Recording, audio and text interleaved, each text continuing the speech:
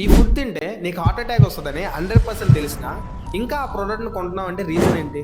Last వరకు చూడు, నీకే క్లారిటీ వస్తుంది. 2015లో ఇండియన్ గవర్నమెంట్ ఈ కంపెనీని బ్యాన్ చేసింది. అదే మ్యాగీ. మ్యాగీలో ఎంఎస్జి అనే సాల్ట్స్ గవర్నమెంట్ స్టాండర్డ్ కన్నా చాలా ఎక్కువ ఉన్నాయని ఒక ఫేక్ న్యూస్ వల్ల ఈ కంపెనీని బ్యాన్ చేశారు. Total 450 crores loss. మ్యాగీని అమ్మడం కానీ కొనడం కానీ చేయట్లేదు.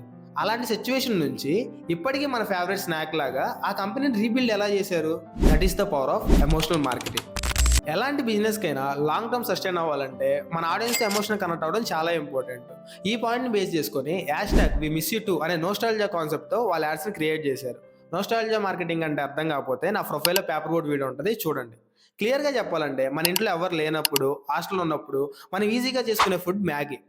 అలాంటి సిచ్యువేషన్లో ఉన్న వాళ్ళందరూ తినడానికి ఏమీ లేక మ్యాగీని మిస్ అవుతున్నట్టుగా యాడ్స్ని క్రియేట్ చేశారు. మ్యాగీ కూడా లాస్ట్లో వి మిస్ యూ టూ అనే మెసేజ్ని బాగా డెలివరీ చేసింది. ఆ మెసేజ్ వాళ్ళ ఆడియన్స్కి ఎమోషనల్ కనెక్ట్ అవుతుందో పాటు సేల్స్ కూడా ఇంక్రీజ్ అయినాయి. అదే టైంలో ఇండియన్ మామ్స్ని ట్రస్ట్ పొందడానికి Maggi good for ever kids అని ఇంకో ఎమోషనల్ మార్కెటింగ్ కూడా చేసింది. ఆ వీడియో చెప్పడం ఇక్కడ కష్టం, కానీ బయోలో లింక్ ఉంది, మీరే చూడండి.